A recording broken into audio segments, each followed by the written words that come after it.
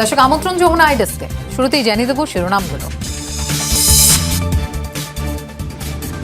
প্রাথমিক চুক্তি স্বাক্ষরের সময়সীমা নিয়ে পাল্টাপাল্টি দাবি ইরান যুক্তরাষ্ট্রের। যুক্তরাষ্ট্রের সঙ্গে আপোষ চায় না কট্টর ইরানিরা, প্রতিবাদে বিক্ষোভ।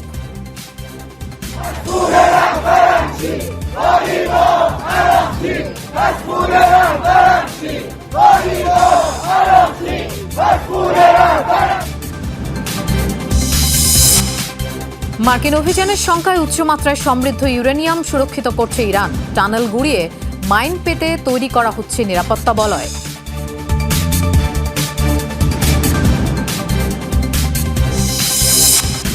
আদালতের রায়ের পর ঐতিহাসিক কেনেডি সেন্টার থেকে মুছে ফেলা হলো ট্রাম্পের নাম। হারানো ঐতিহ্য ফিরে পাবে সেন্টারটি, দাবি উচ্ছ্বসিত মার্কিনীদের।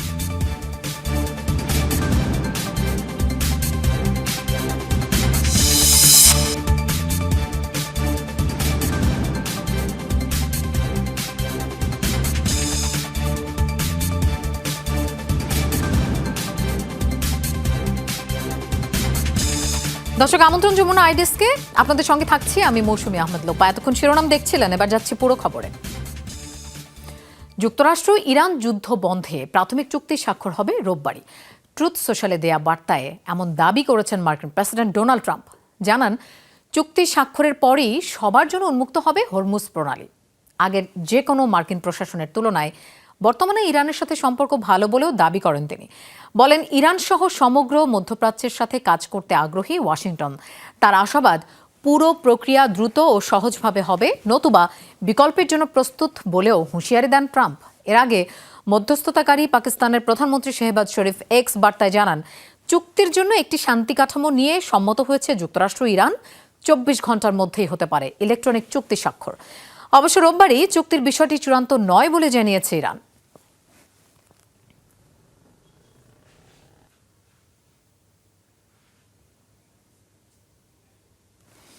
যুক্তরাষ্ট্রের সঙ্গে চুক্তি চায় না কট্টর ইরানিরা। নিহত সর্বোচ্চ নেতা আয়াতুল্লাহ খামেনি হত্যার প্রতিশোধ রক্ত দিয়েই নিতে চায় অনুসারীরা। রোববার ওয়াশিংটনের সাথে সম্ভাব্য চুক্তির বিরোধিতা করে তেহরানের রাস্তায় নামে কয়েকশো আন্দোলনকারী। প্রধান আলোচক ও স্পিকার বাঘের কালিবাফ এবং পররাষ্ট্রমন্ত্রী আব্বাস আরাকচির বিরুদ্ধে স্লোগান দেন তারা। অসন্তোষ প্রকাশ করেছেন ইরানের বেশ কয়েকজন এমপিও।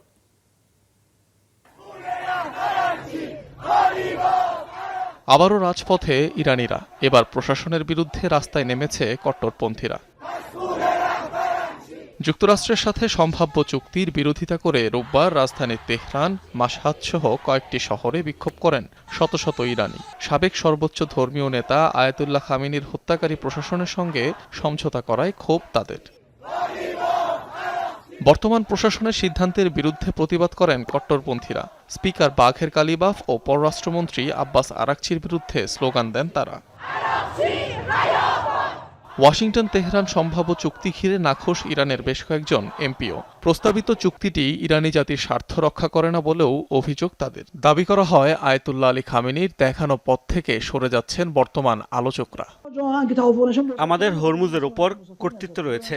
ইরান যে প্রস্তাবে রাজি হয়েছে তাতে সম্মতি দেওয়া উচিত ছিল না। তারা বলে কোনো চুক্তি না হলে আলোচনা ভেঙে পড়বে। আমি দর কষাকষির বিপক্ষে নই, আপনাদের যা ইচ্ছা করুন, কিন্তু এমন একটা কিছু উপহার দিন যা এই জাতির স্বার্থ রক্ষা করে।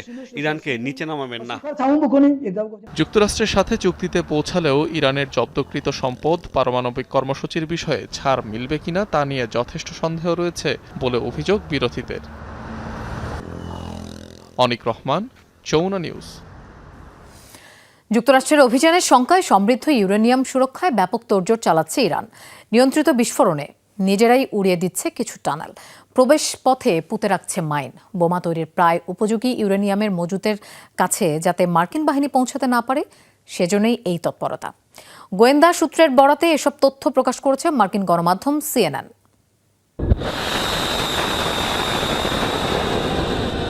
গত 28 ফেব্রুয়ারি ইরানে যুক্তরাষ্ট্র ইসরায়েলের অভিযানের অন্যতম অজুহাতই ছিল তেহরানের পারমাণবিক অস্ত্র তৈরির সক্ষমতা ধ্বংস করা। তবে নিজেদের সমৃদ্ধ ইউরেনিয়ামের মজুত শত্রুদের হাতে তুলে না দেওয়ার বিষয়ে অনড় ইরান। আপাতত যুদ্ধ থেমেছে, তৈরি হয়েছে যুক্তরাষ্ট্র ইরানের মধ্যে সমঝোতার সম্ভাবনাও। তবে মজুতকৃত সমৃদ্ধ ইউরেনিয়ামের কি হবে তা এখনও অনিশ্চিত। এর মধ্যেই মার্কিন সংবাদ মাধ্যম সিএনএনের এক প্রতিবেদনে উঠে এলো নতুন তথ্য।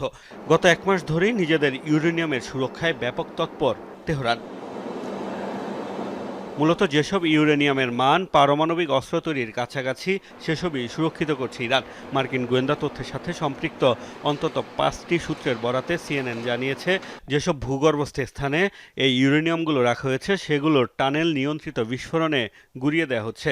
পাশাপাশি প্রবেশ পথগুলোতে পুঁতে রাখা হচ্ছে মাইন। প্রতিবেদনে বলা হয়েছে, ইউরেনিয়াম জব্দে ডোনাল্ড ট্রাম্প স্থলাভিযানের হুমকি ধামকি দেওয়ার পর থেকেই এই তোড়জোড় চালাচ্ছে তেহরান। বলা হচ্ছে, ইরানের নতুন এই নিরাপত্তা বলয়ের কারণে তাদের কাছে থাকা প্রায় 1/2 টন অতি উচ্চমাত্রা সমৃদ্ধ ইউরেনিয়াম সংগ্রহ 1 মাস আগের তুলনায় আরও বেশি জটিল ও ঝুঁকিপূর্ণ। এমন অবস্থায় চুক্তি হলে এগুলো সরিয়ে নেওয়া ও ধ্বংসের দায়িত্ব কে নেবে তা নিয়ে তৈরি হয়েছে ধোঁয়াশা, যা আলোচনার টেবিলে বাড়তি সুবিধা দিচ্ছে ইরানকে। মার্কিন কর্মকর্তাদের দাবি, চুক্তি হলে যুক্তরাষ্ট্রের হাতে নিজেদের সমৃদ্ধ ইউরেনিয়াম তুলে দিতে রাজি হয়েছে তেহরান। পরে সেগুলো ধ্বংস করা হবে। তবে এই বিষয়ে তেহরানের অবস্থান বিপরীতমুখী। তারা বলছে, ইউরেনিয়াম নিয়ে এখনও কোনো সিদ্ধান্ত হয়নি। সমঝোতা স্মারকে সই হওয়ার পর শুরু হবে পারমাণবিক ইস্যুতে আলোচনা। মোস্তফা মাহমুদ, যমুনা নিউজ। সাইবার হামলার শিকার ইরানের 4টি বড় ব্যাংক। আর্থিক সেবায় সাময়িক বিপর্যয়ে পড়ে প্রতিষ্ঠানগুলো। ক্ষতিগ্রস্ত রাষ্ট্রায়ত্ত ব্যাংকগুলোর মধ্যে রয়েছে bank Melli Iran, bank Saderat Iran ও ব্যাংক তেজারাত। এই সময় মোবাইল ও অনলাইন ব্যাংকিং, এটিএম সহ কার্ড ব্যবহারে সমস্যার মুখে পড়েন গ্রাহকরা। সমন্বিত কমিটি জানিয়েছে, তদন্তে সীমিত পরিসরের একটি সাইবার হামলার খবর পাওয়া গেছে। অস্বাভাবিকতা শনাক্তের পরপরই গ্রাহকের তথ্য ও ব্যাংকিং অবকাঠামো সুরক্ষায় প্রয়োজনীয় ব্যবস্থা নেওয়া হয়। সংশ্লিষ্ট কর্মকর্তাদের দাবি, পরিস্থিতি স্বাভাবিকের প্রয়োজনীয় পদক্ষেপ নেওয়া হয়েছে এবং এখন পর্যন্ত কোনো গ্রাহকের তথ্য ফাঁস বা অ্যাকাউন্টে অনুমোদনহীন প্রবেশের ঘটনা ঘটেনি। যুক্তরাষ্ট্র ইরান সমঝোতার খবরে নিরাপত্তা বিষয়ক মন্ত্রিসভার জরুরি বৈঠক ডেকেছেন ইসরায়েলের প্রধানমন্ত্রী বেনিয়ামিন নেতানিয়াহু।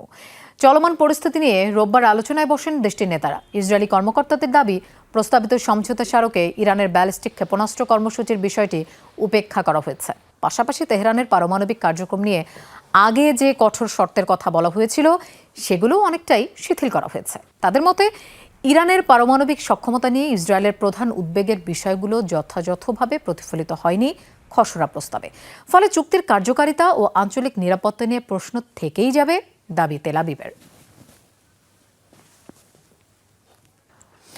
লেবাননে সামরিক আগ্রাসন চালিয়েই যাচ্ছে ইসরায়েল। রোববার ভোর থেকে থেমে থেমে চলছে ড্রোন হামলা ও গোলাবর্ষণ। নাবাতিয়ের আরও ভেতরে প্রবেশ করেছে ইসরায়েলি সেনারা। রিহান শহরে হামলায় প্রাণ হারিয়েছেন শহরটির মেয়র সহ 2 জন। টায়ারেও প্রাণহানির শিকার একজন। পাল্টা হামলার দাবি করেছে হিজবুল্লাহ। গোষ্ঠীটির দাবি, ইসরায়েলি সেনাদের ঘাঁটিতে 2টি ড্রোন ছুড়েছে তারা। লেবানিজ সরকারের সাথে ইসরায়েলের 2 দফা যুদ্ধবিরতি ঘোষণার পরও থামেনি আগ্রাসন। প্রথম দফা চুক্তির মাত্র 10 মিনিটের মাথায় শতাধিক স্থানে হামলা চালায় তেল আবিব। ইরানের সাথে সম্ভাব্য চুক্তিতে লেবাননে হামলা বন্ধের শর্ত থাকলেও তা মানতে নারাজ নেতানিয়াহু প্রশাসন। মার্কিন প্রেসিডেন্ট ডোনাল্ড ট্রাম্পের সাথে শিগগিরই সাক্ষাৎ হতে যাচ্ছে ভারতের প্রধানমন্ত্রী নরেন্দ্র মোদীর। এবারে G7 সম্মেলনের সাইডলাইনে দেখা করবেন তারা। হোয়াইট হাউস নিশ্চিত করেছে এই তথ্য। সংবাদ সংস্থা পিটিআই জানিয়েছে, বুধবার বৈঠক হওয়ার সম্ভাবনা রয়েছে এই 2 নেতার। G7 শীর্ষ সম্মেলনে যোগ দিতে এরই মধ্যে ফ্রান্সে অবস্থান করছেন মোদী। সপ্তাহব্যাপী বিদেশ সফরে স্লোভাকিয়ায় যাওয়ার কথাও রয়েছে তার। ধারণা করা হচ্ছে, G7 সম্মেলনে বন্ধু রাষ্ট্রগুলোর সাথে হরমুজ প্রণালী থেকে মাইন অপসারণ ইস্যুতে আলোচনা করবেন ট্রাম্প।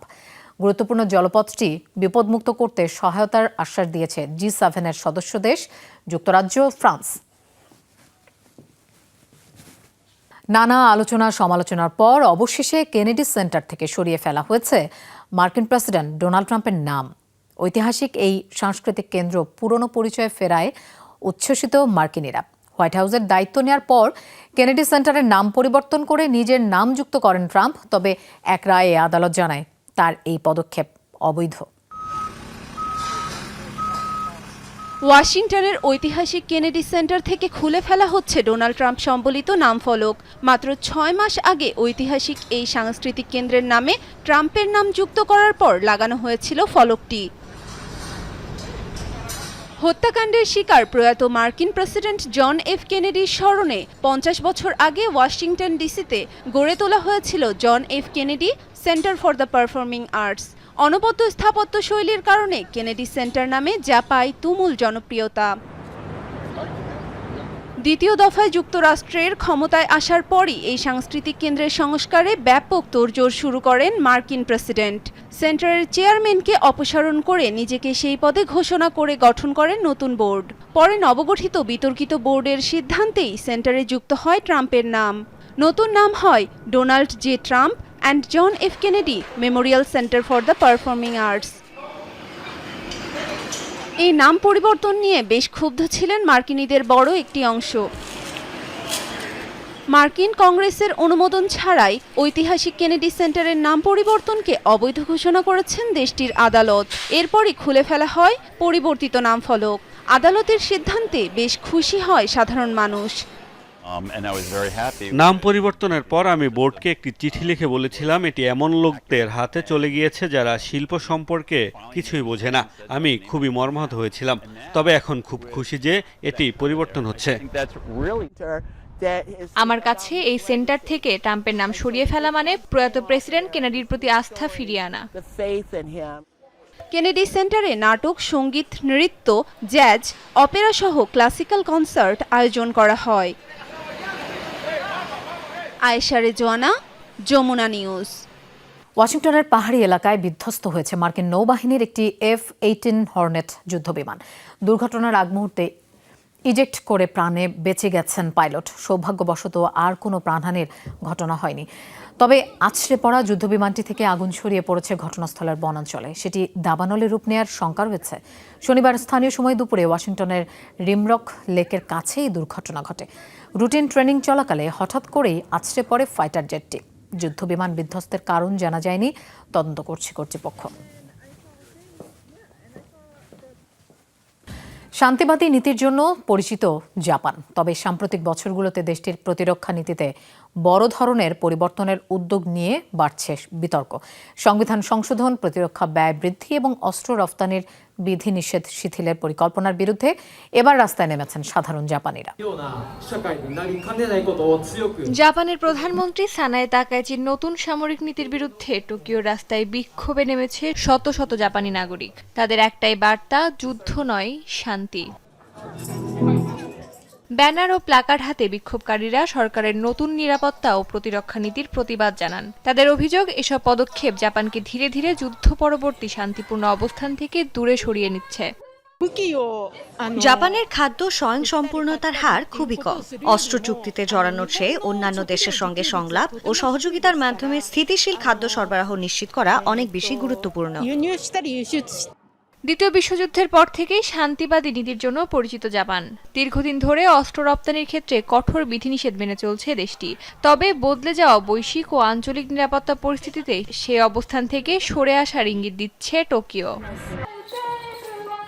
কিয়োডো নিউজের তথ্য অনুযায়ী চলতি বছরের শেষ দিকে দেশের 3টি প্রধান নিরাপত্তা নথি সংশোধনের খসড়া প্রস্তাব অনুমোদন করবে ক্ষমতাসীন লিবারেল ডেমোক্রেটিক পার্টি। পরিকল্পনা অনুযায়ী আগামী 5 বছরে জাপানের প্রতিরক্ষা সক্ষমতা উল্লেখযোগ্যভাবে বাড়াতে প্রয়োজনীয় অর্থায়ন নিশ্চিত করাই লক্ষ্য তাদের। বিক্ষোভকারীদের আশঙ্কা, আঞ্চলিক নিরাপত্তার অজুহাতে সামরিক শক্তি বৃদ্ধির এই উদ্যোগ ভবিষ্যতে জাপানের নিরাপত্তা নীতিতে আরও বড় পরিবর্তনের পথ তৈরি করবে। তাই সিদ্ধান্ত গ্রহণে স্বচ্ছতা ও জনমতের প্রতিফলন নিশ্চিত করার দাবি জানান তারা। প্রতিরক্ষা ব্যয়ের বৃদ্ধিকে সীমিত রাখার যে নীতি ছিল তা ক্রমেই দুর্বল হয়ে পড়ছে। আগে প্রতিরক্ষা ব্যয় জিডিপির 1% মধ্যে সীমাবদ্ধ রাখার কথা বলা হতো, এখন সেই সীমা কার্যত ভেঙে দেওয়া হয়েছে। যথেষ্ট আলোচনা কিংবা জনস্বার্থ প্রকাশ ছাড়াই সম্ভাব্য যুদ্ধের প্রস্তুতির জন্য আইন প্রণয়নের সিদ্ধান্ত আমাকে গভীরভাবে উদ্বিগ্ন ও ক্ষুব্ধ করেছে। সরকারের দাবি, চীন, উত্তর কোরিয়া ও আঞ্চলিক নিরাপত্তা চ্যালেঞ্জ মোকাবেলায় প্রতিরক্ষা সক্ষমতা বাড়ানো জরুরি। অস্মিতা বিশ্বাস, যমুনা নিউজ। এবার যুক্তরাজ্যের লন্ডনে ছুরিকাঘাতে মৃত্যু হয়েছে এক ভারতীয় তরুণের। নিহতের নাম গুরভেজ সিং। তার বয়স ছিল ২৬ বছর। লন্ডনের ডরমার্স ওয়েলস লেনে পাওয়া যায় তার মরদেহ। ছুরিকাঘাতের খবর পেয়ে পুলিশকে কল করে লন্ডন অ্যাম্বুলেন্স সার্ভিস। পুলিশ জানায় রাত প্রায় 12:30টার দিকে একটি দোকানের সামনে হয় এই হামলার ঘটনা। একই ঘটনায় আহত অবস্থায় উদ্ধার করা হয় ৩০ বছর বয়সী আরও একজনকে। হাসপাতালে চিকিৎসাধীন তিনি। এ ঘটনায় সন্দেহভাজন 7 জনকে আটক করেছে পুলিশ। তাদের বয়স 20 থেকে 30 বছরের মধ্যে। হত্যার কারণ জানা যায়নি, এখনো চলছে তদন্ত। ভারতে একটি সামরিক বিমান বিধ্বস্ত হয়ে বিমান বাহিনীর কমপক্ষে 5 সদস্য নিহত হয়েছে। শনিবার এক বিবৃতিতে দেশটির বিমান বাহিনী জানিয়েছে, উত্তর পূর্বাঞ্চলীয় রাজ্য আসামে অবতরণের সময় বিধ্বস্ত হয় অ্যান্তনভ AN-32 মডেলের পরিবহন বিমানটি। নিহতদের নাম পরিচয় প্রকাশ করা হয়েছে, তবে ভয়াবহ এই দুর্ঘটনায় প্রাণে বেঁচে গেছেন একজন কো-পাইলট। বর্তমানে তিনি হাসপাতালে চিকিৎসাধীন। দুর্ঘটনার কারণ এখনো জানা যায়নি। 2 ইঞ্জিন বিশিষ্ট বিমানটি মূলত যাত্রী ও মালামাল পরিবহনে ব্যবহার করা হয়। এর আগে 2019 সালে অরুণাচল প্রদেশে একই মডেলের বিমান বিধ্বস্তে কমপক্ষে 13 জন নিহত হয়েছিল। অতিরিক্ত জনসংখ্যার চাপ ঘিরে বিভক্ত সুইজারল্যান্ড। উত্তপ্ত দেশটির রাজনীতি। অধিবাসী সংখ্যা 1 কোটির নিচে রাখতে নতুন অভিবাসন নীতি চায় একটি পক্ষ। ইউরোপীয় ইউনিয়নের সাথে সম্পর্ক নিয়েও আপত্তি তুলেছে অনেকে। এমন পরিস্থিতিতে ঐতিহাসিক গণভোট আয়োজন করেছে দেশটি। আজ রায় জানাবে দেশটির জনগণ। শান্তিপ্রিয় দেশ সুইজারল্যান্ড, আর সে দেশে উন্নত জীবনের আশায় পাড়ি জমায় হাজার হাজার অভিবাসী। কিন্তু এখন জনসংখ্যার চাপ কমাতে গণভোট হতে যাচ্ছে দেশটিতে, যার ভিত্তিতে অভিবাসন সংক্রান্ত নীতি এবং ইউরোপীয় ইউনিয়নের সাথে সম্পর্কে আসতে পারে ব্যাপক পরিবর্তন। 2002-এর আগে দেশটিতে জনসংখ্যা ছিল 73 লাখ। 2 যুগেই তা ছাড়িয়েছে 95 লাখে। এর মধ্যে 28% বিদেশি নাগরিক। 2031 সাল নাগাদ এই সংখ্যা 1 কোটি ছাড়াতে পারে বলে মত দেন বিশেষজ্ঞরা। এ ইস্যুতে আগুনে ঘি ঢালছে দেশটির ডানপন্থী দল। চলছে ব্যাপক প্রচারণা। বলা হচ্ছে অতিরিক্ত জনসংখ্যা স্থানীয় অবকাঠামোয় তীব্র চাপ ফেলছে, সেই সাথে বাড়ছে বাড়ি ভাড়া এবং অপরাধ। ইইউ এর প্রভাবমুক্ত নীতির দাবিও করেছে তারা। দেশের আয়তন অনুযায়ী আমাদের জনসংখ্যা যথেষ্ট। 1 কোটির বেশি মানুষ হলে আমরা তাদের কোথায় রাখবো? তবে ভিন্নমত পোষণ করেছে কোনো বিরোধী দল সহ ব্যবসায়ীরা। এ নিয়ে বিভাজনের সুর দেশটিতে। এই সিদ্ধান্ত সুইজারল্যান্ডকে দরিদ্র করে তোলার ঝুঁকি তৈরি করবে। ইউরোপীয় ইউনিয়নের সঙ্গে আমাদের যে চুক্তি রয়েছে তা বর্তমান সময়ে আগের চেয়েও বেশি গুরুত্বপূর্ণ। অনেক সচেতন নাগরিকেরাও ডানপন্থীদের প্রস্তাব প্রত্যাখ্যান করেছে। আমি চাই আমাদের দেশে আরও মানুষ আসুক, কারণ আমি যখন অবসরে যাব তখন আমার পেনশন ব্যবস্থার খরচ যোগাতে কর দেওয়ার মতো কর্মক্ষম মানুষ তো লাগবে। ব্যবসায়ীদের মতে এ প্রস্তাব পাশ হলে দেশে দক্ষ শ্রমিকের তীব্র সংকট দেখা দিবে, আর একই সাথে তাদের সবচেয়ে বড় রপ্তানির বাজার ইইউ এর সঙ্গে সম্পর্ক নষ্ট হবে। রোববারে নির্বাচনে ব্যালট বাক্সই বলে দেবে সুইজারল্যান্ডে বসবাসকারী নাগরিকদের ভাগ্য। সেই সাথে ইউরোপের বুকে দেশটির অর্থনীতি ও রাজনৈতিক ভবিষ্যৎ কোন দিকে যাবে তাও ঠিক করে দেবে। মাহমুদ সাকিব, যমুনা নিউজ। যুক্তরাষ্ট্রের সুনির্দিষ্ট হামলায় নিহত ভেনেজুয়েলার কুখ্যাত ট্রেন দি আরাগুয়ে গ্যাংয়ের লিডার নিনো গেরেরা। অভিযানে সহায়তা করেছে ভেনেজুয়েলার সামরিক বাহিনী। মার্কিন প্রেসিডেন্ট ডোনাল্ড ট্রাম্প নিজেই দিয়েছেন এই ঘোষণা। ট্রুথ সোশ্যালে এই হামলার ভিডিও প্রকাশ করেন প্রতিরক্ষামন্ত্রী পিট হেগসেথ। লাতিন আমেরিকা জুড়ে একাধিক কুকীর্তি রয়েছে ট্রেন দি আরাগুয়া গ্যাংয়ের। বহু আগে থেকেই সন্ত্রাসী চক্রটিকে টার্গেট করে রেখেছিল ট্রাম্প প্রশাসন। গ্যাংটির সাথে ভেনেজুয়েলার উচ্চপদস্থ সরকারি কর্মকর্তাদেরও যোগসাজশের অভিযোগ উঠেছিল। আলবেনিয়ায় সরকার বিরোধী বিক্ষোভ ক্রমেই অগ্নিরূপ ধারণ করছে।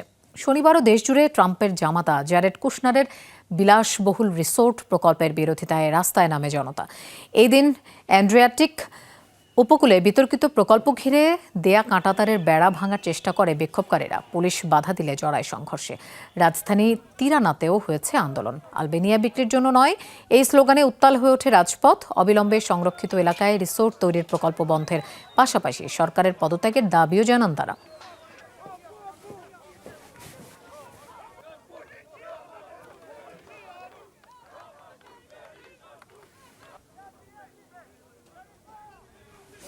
দর্শক, এই ছিল যমুনা আই ডেস্ক। আর এতক্ষণ সাথে থাকার জন্য ধন্যবাদ সবাইকে।